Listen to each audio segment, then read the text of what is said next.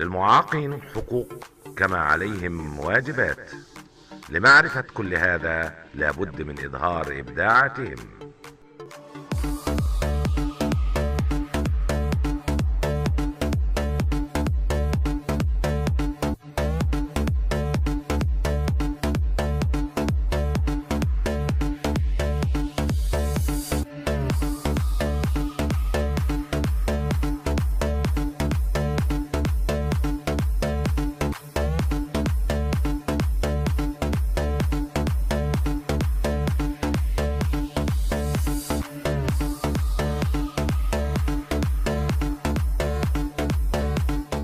وإذا تكاتفت جهودنا جميعا فمن الممكن أن نحول الإعاقة إلى طاقة والإصابة إلى صلابة.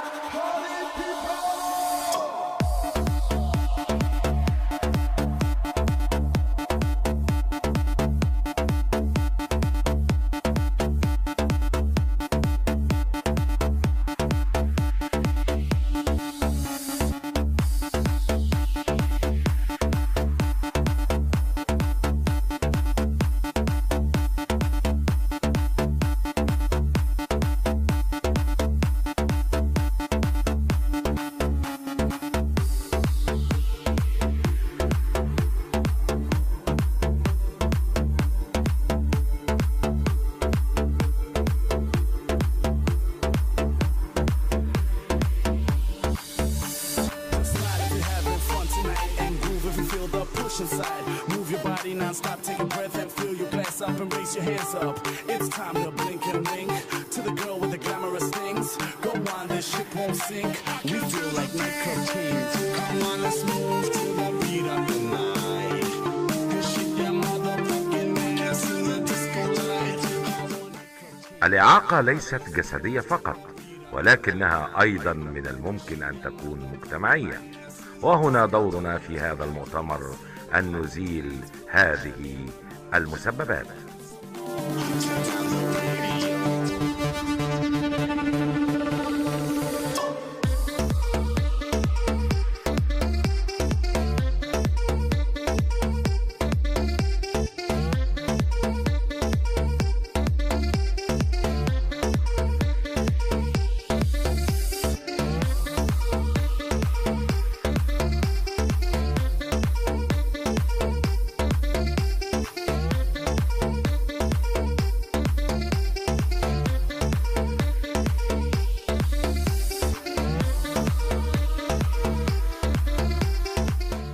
يجب على الإعلام الذي يقدم للمعاقين أن يكون صاحب رؤية وضمير، ونحن من هنا نقدم لهم الرؤية والضمير.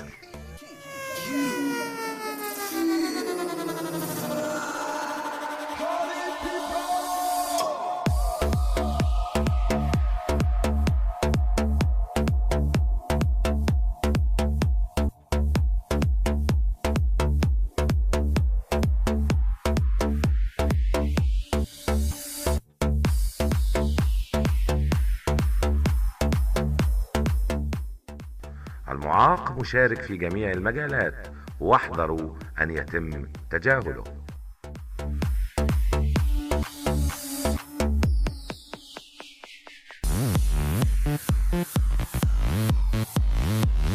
مع تحيات المؤتمر العربي الأول للإعلام المناصر لذوي الإعاقة تحت رعاية دكتور خالد النعيمي رئيس الاتحاد العربي للمكفوفين.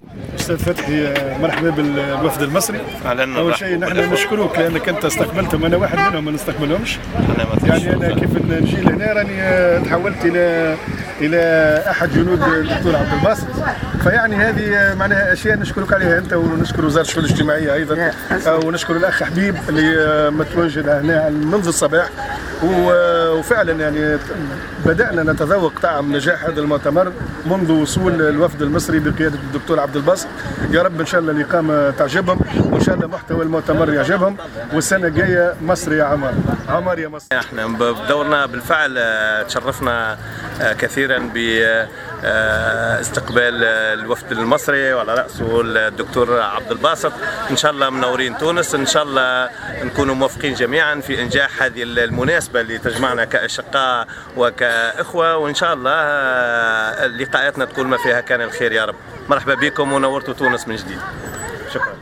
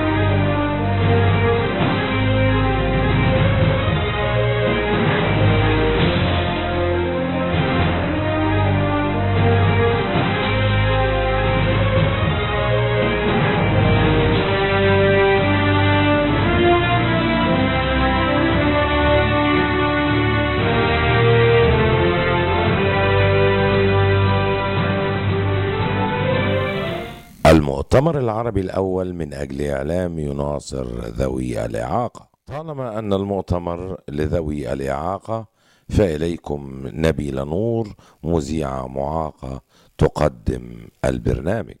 أصحاب المعالي والسعادة، أعضاء هيئة المؤتمر العربي من أجل إعلام يناصر حقوق الأشخاص ذوي الإعاقة، السادة والسيدات أعضاء الوفود العربية الشقيقة المشاركة معنا، الزملاء ممثلي وسائل الإعلام، مرحبا بكم في تونس الخضراء، في تونس الإخاء، في تونس المحبة التي تجمعنا في حضنها في هذا اليوم المبارك.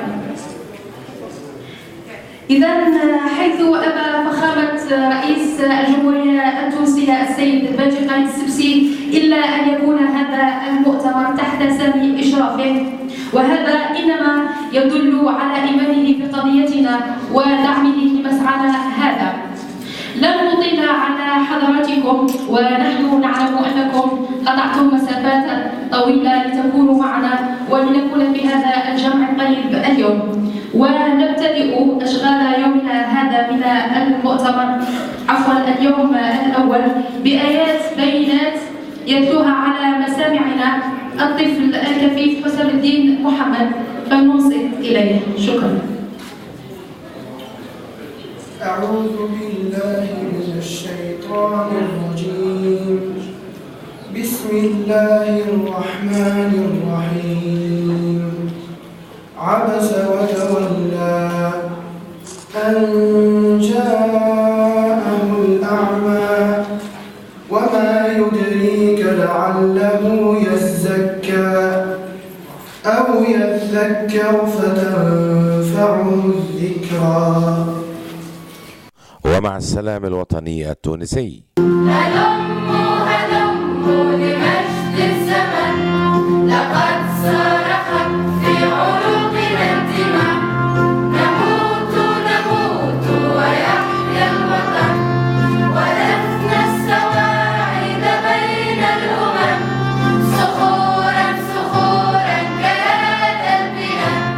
ومع كلمة الدكتور خالد النعيمي رئيس الاتحاد العربي للمكفوفين. كان نتاجا لعمل طويلا بدأه معنا معالي السيد عمار أحمد الينابعي وزير الشؤون الاجتماعية السابق، وها هنا نوفي بوعدنا أن الإعلام هو أحد أهم أدوات تشكيل الوعي العام لدى الأفراد بقضايا المجتمع، ونحن هنا نؤكد على هذا الدور، فإننا نطمح أن يكون هذا المؤتمر فرصة لإعادة التفكير في الصورة الإعلامية للمعاقين وكيفية تناول قضاياهم من خلال طرح صورة أكثر واقعية وأكثر قربا لها. إليكم وزير الشؤون الاجتماعية التونسي محمود بن رمضان. فصل 48 من الدستور التونسي الجديد، وهو ترسيخ قانوني وفعلي لهذه الحقوق واللبنة الأساسية لضمان ممارستها على أرض الواقع، وكذلك التشريع الوطني في مجال النمو بالأشخاص ذوي الإعاقة لسنة 2005. حضرات السيدات والسادة، إن اختيار الاتحاد العربي للمكفوفين موضوع من أجل إعلان مناصر حقوق الأشخاص ذوي الإعاقة كمحور للنقاش. وإذا كان المؤتمر للمعاقين فلا بد من لغة إشارة للصم هائلة على التأثير والإقناع والتوعية حول قضايا الفئات الهشة والتعريف بحقوقهم وإثارة مشاغلهم وتثمين نجاحاتهم العلمية والمهنية والثقافية والرياضية. مختفية وراء بعض نقص الوعي بحقوقهم وواجباتهم. شكرا مرة أخرى معالي الوزير. الآن سوف نكسر من حدة الكلمات الرسمية. الآن نحيل الكلمة إلى الشاعر والشعراء. يتقدم إلى المنصة السيد حسين حيدر الحليبي رئيس جمعية الصداقة البحرية للمكفوفين، مسؤول الإعلام والعلاقات الدولية بالاتحاد العربي للمكفوفين، وهذا لإلقاء قصيدته تونس الشماء. شكرا، فليتفضل مشكور.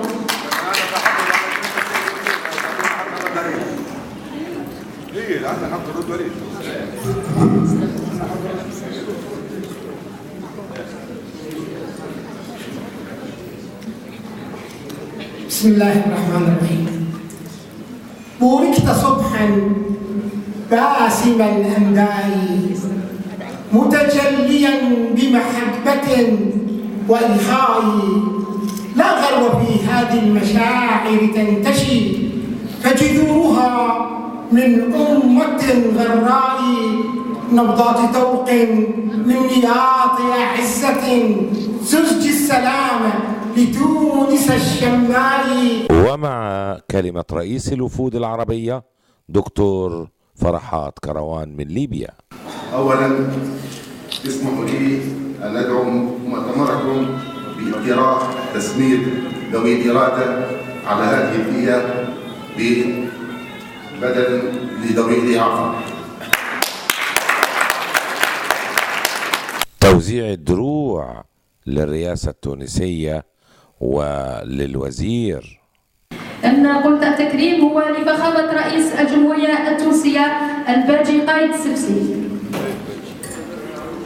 سوف تكون هناك فترات لكل السادة الإخوة الإعلاميين لأخذ الصور. إذا تسلمه بالنيابة معالي وزير الشؤون الاجتماعية، فليتفضل مشكورا. مدى يا مدى صور مش انت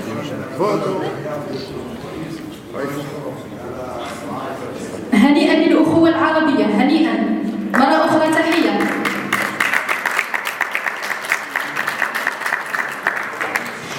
أيضا التكريم الثاني سوف يكون من نصيبك شخصيا معالي الوزير.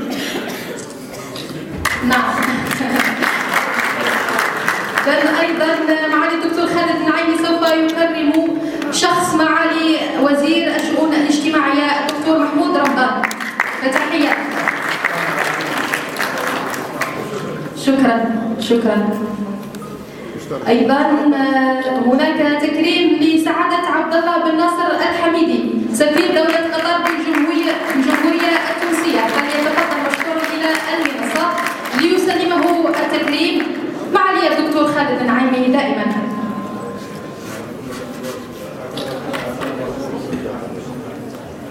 نعم، أستسمح فقط من المكرمين أن يأخذوا قسطا لا بأس به لكل الإخوة زملاء الإعلاميين لأخذ الصور التذكارية، وطبعا لاستعمالها في كل ما نحتاجه من إعلام.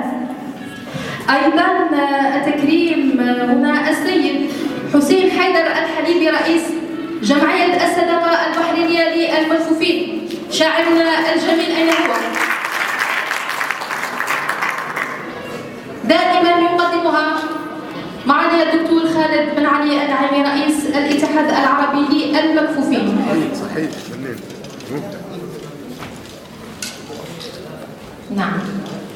نعم. السيد حسين حيدر الحليبي يتسلم الآن. شكرا. تحية مرة أخرى. نعم. شكرا. الآن التكريم أيضا للسيد الكيلاني بن حمودة رئيس المنظمة التونسية للمكفوفين.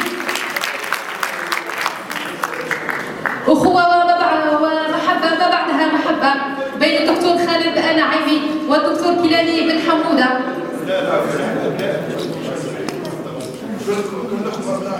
الله يخليك. واحنا معهم دكتور اكيد. شكرا. لا ينفع ابناء بدون بنات. الله يخليك. شكرا دكتور. ومع ورقة العمل الأولى لعبد الباسط عزب، السينما والمعاق. دكتور عبد الباسط سيعرض تجربته ونسأله الالتزام بالوقت، لأنه طبعا احنا وصلنا لآخر اليوم ونبغي نستفيد بالجلسة على أكبر قدر ممكن، بحيث التوصيات واللي شرحناه يكون موجود. تفضل يا دكتور. الله يخليك. يعني لا أنت استوصي بنا خير. ساعتين. مش مشكلة. أنا شخصيا ما عندي مشكلة بس ما تحتاج. ربنا يخليك يا رب. إخواني السلام عليكم ورحمة الله وبركاته. معاكم عبد الباسط عزب من جمهورية مصر العربية، إعلامي أول مذيع تلفزيوني كفيف على مستوى الوطن العربي من سنة 2004. طبعا أنا حديثا وللشرف عضو الاتحاد العربي للمكفوفين، وكذلك طبعا رئيس مهرجان الوعظة لذوي الإعاقة. تجربتي تجربة مريرة جدا. حبيت أشتغل مذيع تلفزيون عشان هدفين اثنين. الهدف الأول تغيير ثقافة المجتمع تجاه المعاق، وتغيير ثقافة المعاق تجاه نفسه من الدراما اللي أنا بشوفها ومن البرامج التلفزيونية اللي أنا بشوفها اللي موجودة في أنحاء الوطن العربي. أما في هذه الورقة فإليكم المفاجأة. 3 من المكفوفين يديرون المنصة في ورقة طارق عبد المعز، الإعلام ودوره التوعوي في المجتمع. من الأستاذ طارق عبد المعز عبد الحليم، مذيع إعلامي كفيف ممثلا أو هذه الورقة تأتي من قطر. الأستاذ طارق عبد المعز طبعا هيكلمنا عن نفسه وهيتكلم عن دور الإعلام في توعية نضال المجتمعي للإعلام، يعني ازاي الإعلام يؤثر في المجتمع لتغيير ثقافته تجاه المواطنين. الأستاذ عبد المعز هيلتزم معانا إن شاء الله نص ساعة وهنسيب باقي الوقت للمناقشة. اتفضل يا أستاذ. يبقى شوف الساعة عشان تدي حقها كامل. حالا يا دكتور خالد، الساعة 11:34 يعني لا 12 بس. دكتور خالد والجمهور المقرر يقدم نفسه. تيجي تاني. عفوا تفضل.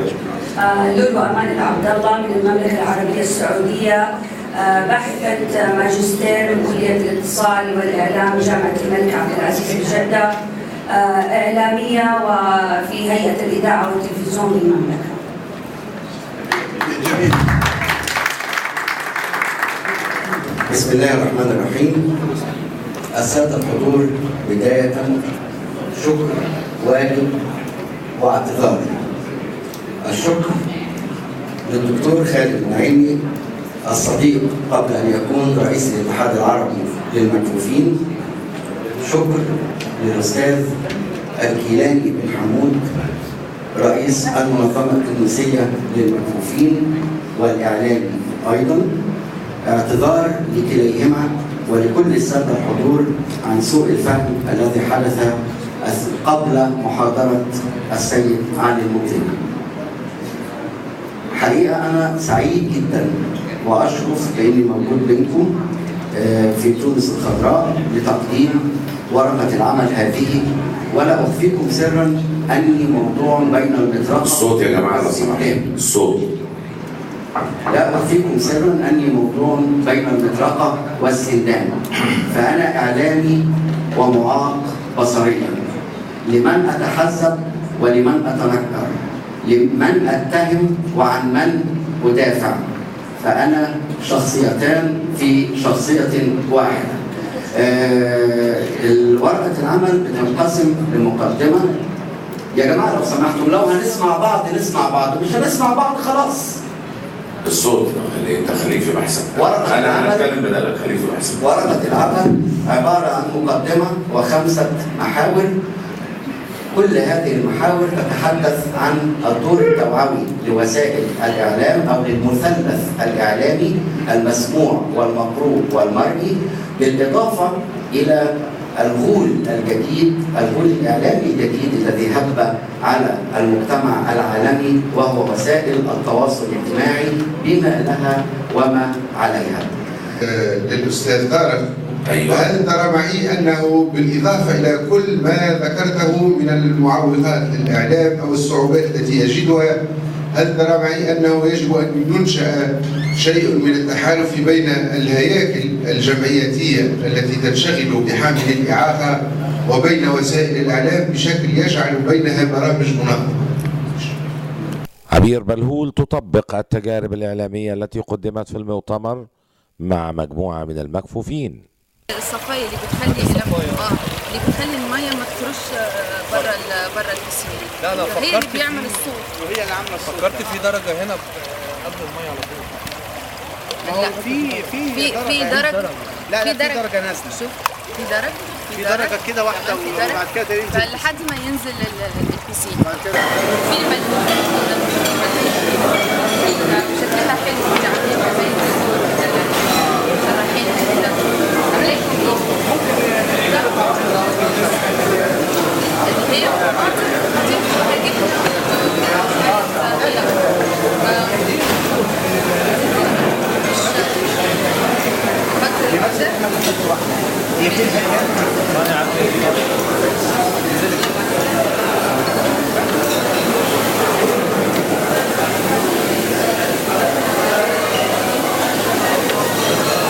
وفي جوانب وأنحاء المؤتمر حوارات، أحاديث، لقاءات. دكتورة هلا السعيد من قطر مع دكتور كيلاني بن حمودة. أنا بعتقد إنه هذا المؤتمر فعلا ناجح، استفدنا فيه كثير. أنا كاستشارية استفدت في المعلومات اللي أنا أخذتها من الوسائل التعليمية اللي استخدموها، بالإضافة للخبرات الحية اللي هي ناقشوها أصحاب الخبرة، أصحاب الإعاقة، وصولهم للمناصب العليا. هذه أجتنا قديش تحديهم، تصديهم، إرادتهم القوية. أنا استفدت فعلا جدا جدا كاستشارية. أنا بعتقد إنه مؤتمر ناجح الصراحة، والله يوفقهم. جزيلا. ونحن طبعا هذا المؤتمر نجح لأنه وجدنا من الأشخاص ذوي الإعاقة وناس متخصصين في مجال الإعلام. فيه ناس متخصصين في التربية المختصة، هم كثر أيضا موجودين معنا، ولكن إلى جانب هؤلاء وخاصة الذي أعطى صبغة علمية لهذا المؤتمر هو وجود إعلاميين متخصصين من ذوي الإعاقة على غرار الدكتور عبد الباسط، وعلى غرار أيضا الزملاء في الإذاعات التونسية والجزائرية، وخاصة التجربة المصرية. وإن شاء الله يعني هو هذه منها بداية، والبدايات دائما فيها نسب النجاح وفيها الإخلالات، ولكن الدورات القادمة هي التي تقلص نسب ربما نقول السلبيات. فإن شاء الله يعني الدورة القادمة في مصر بإشراف الدكتور عبد الباسط عزت وهو موجود معنا سيستفيد كمنظم للدورة الثانية من الإخلالات التي يمكن أن تكون وقعت في تونس.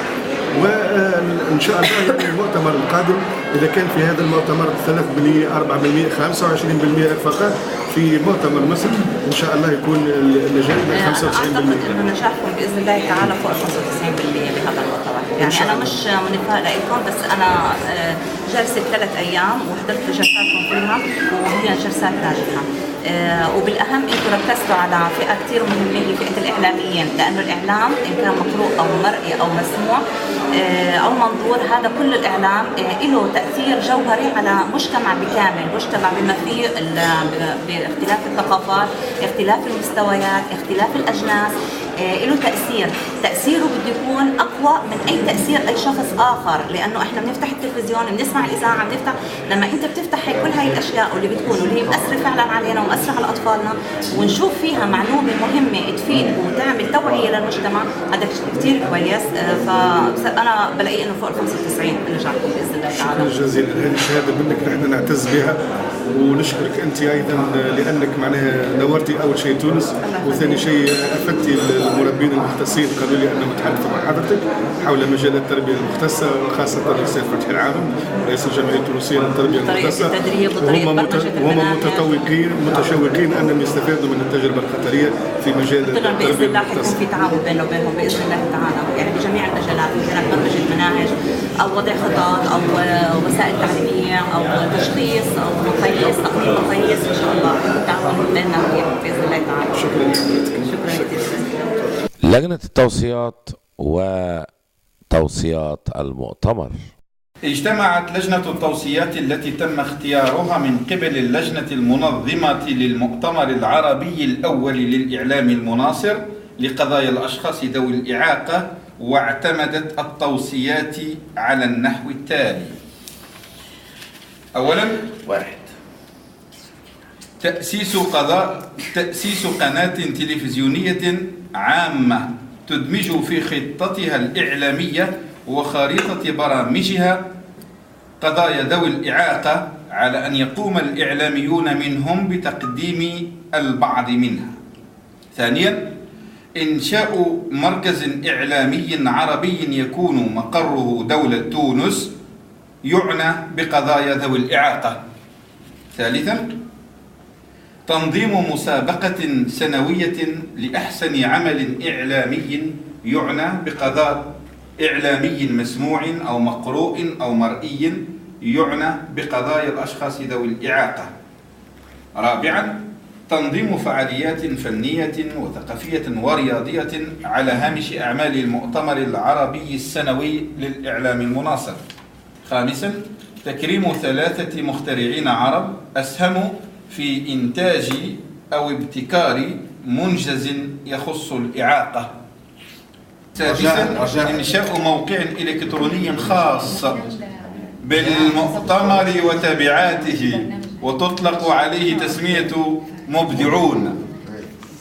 سابعا وأخيرا الحفاظ على دورية انعقاد المؤتمر العربي للإعلام المناصر للأشخاص ذوي الإعاقة مرة كل سنة، على أن يعقد في دورته الثانية بجمهورية مصر العربية. تحيا مصر.